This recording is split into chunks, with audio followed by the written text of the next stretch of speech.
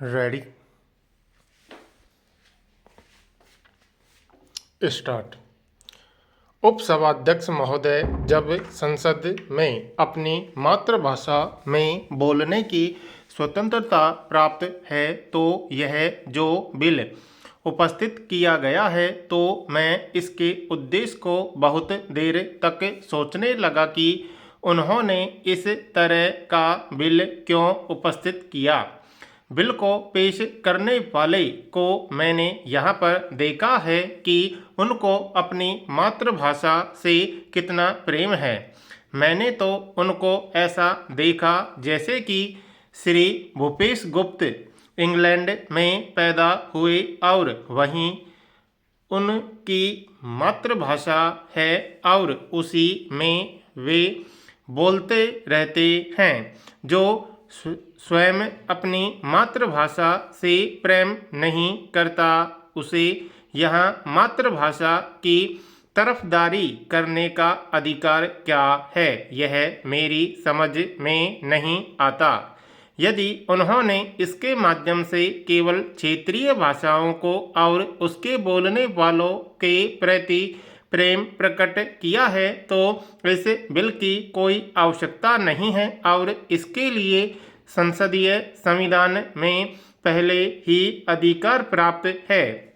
यह बात सही है कि यहाँ सभी अंग्रेजी और हिंदी के विद्वान ही आते हों, ऐसी बात नहीं है। यहाँ पर ऐसे सदस्य भी आते हैं जो अंग्रेजी और हिंदी नहीं जानते और अपनी मातृभाषा में बोलते हैं। उन्हें मातृभाषा में बोलने का अधिकार होना चाहिए और वह है, इसलिए इस विधेयक की आवश्यकता क्या पड़ गई, यह मैं बहुत देर तक सोचता रहा। संसद में कार्य करने के लिए संस्कृत के सिवाय जो बोली जाने वाली भाषा नहीं है।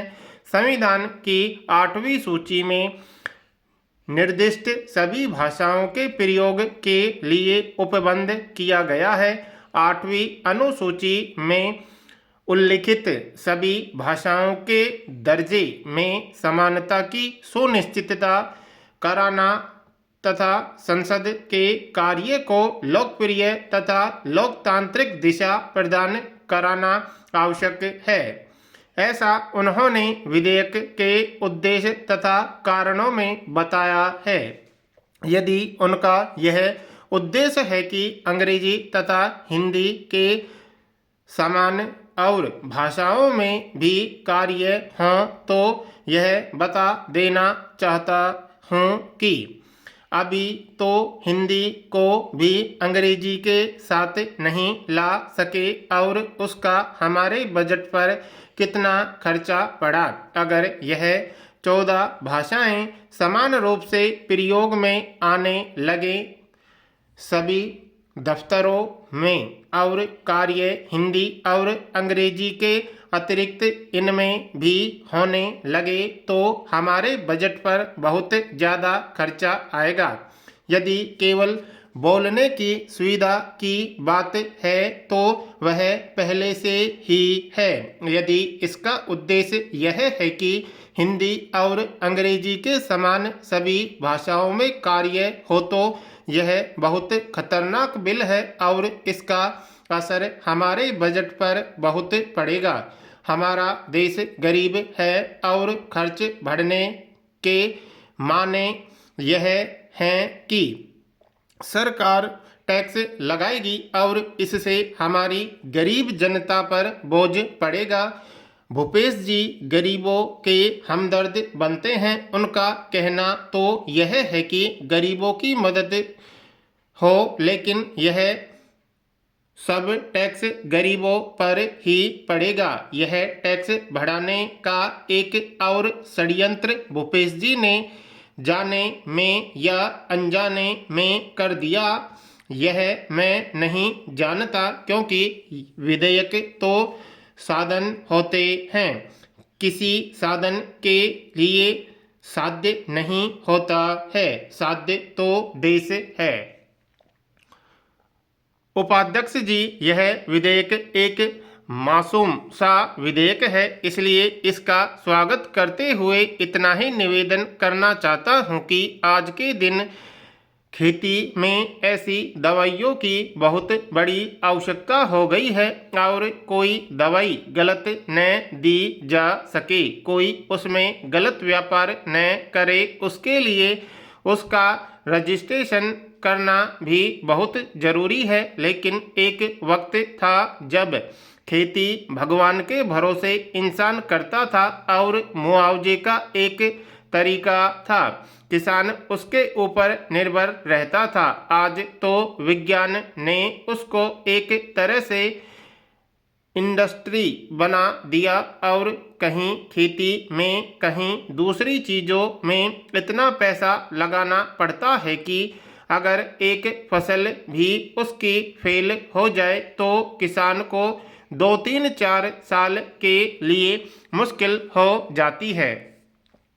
महोदय, जब कीटाणुओं का हमला होता है तो दवाई छिड़कना बहुत जरूरी हो जाता है, क्योंकि सारे साल की मेहनत कीटाणु तबाह कर देते हैं। अभी हरियाणा की सरकार ने पिछले महीने में 4 विमानों की मांग की कि हमें दवाई छिड़कने के लिए विमान चाहिए। सरकार को विमान नहीं मिल पाया। 1 महीने के बाद सरकार को सूचना दी जाती है कि 2 विमान मिल जाएंगे, जबकि 4 का ऑर्डर दिया था। इतनी देर में आने से कीटाणुओं ने जो नाश करना था वह कर दिया होगा। फसल क्या बचेगी?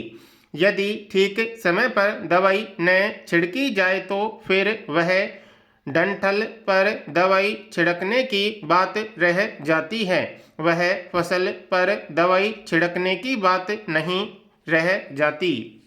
इसी तरह से जैसा कि पूर्व वक्ता ने बताया, कई दफ़ा खराब दवाई छिड़की गई, अगर दवाई अच्छी नहीं है तो भी कोई फ़ायदा नहीं, तो यह भी जरूरी है कि दवाई ठीक हो। यह भी जरूरी है कि व्यापारी भी उसमें कोई गड़बड़ न करे और ठीक समय पर छिड़काव करे। जहाँ तक हाथ से छिड़काव है या छोटी मशीन लगाकर छिड़काव करना है तो वह तो किसान अपने दम पर कर सकता है। अपने खेत में कोई बीमारी का मुकाबला करना है, कोई कीटाणुओं का मुकाबला करना है तो कर सकता है, लेकिन जब बीमारी सारे आस पड़ोस में हो तो वह तो सरकार का काम है। सरकार भी इसी तरह कर सकती है, जैसे विमानों के जरिए दवाई छिड़का दी, लेकिन वह ठीक समय पर अगर हो जाए तो अच्छी बात है। उपसभाध्यक्ष जी, मैं मंत्री जी से यह प्रार्थना करूंगा कि उन्होंने व्यापारियों, बेचने वालों और बनाने वालों के लिए रजिस्ट्रेशन की बात आवश्यक बतलाई है। वहाँ उसके साथ ही साथ मैं यह भी निवेदन करना चाहता हूँ कि जब प्रदेश सरकार विमानों की मांग करे तो इसकी व्यवस्था केंद्रीय सरकार को जल्दी कर देनी चाहिए। जहां इस चीज पर इतना ज़्यादा खर्च होता है, वहां पर आपको देश की अर्थव्यवस्था को बढ़ाने के लिए इतना खर्चा करना कोई ज़्यादा नहीं होगा, बल्कि कम ही मालूम होगा। अगर आप वक्त पर विमान नहीं देंगे तो फसल को नुकसान हो जाएगा, जो इस खर्च से ज़्यादा होगा।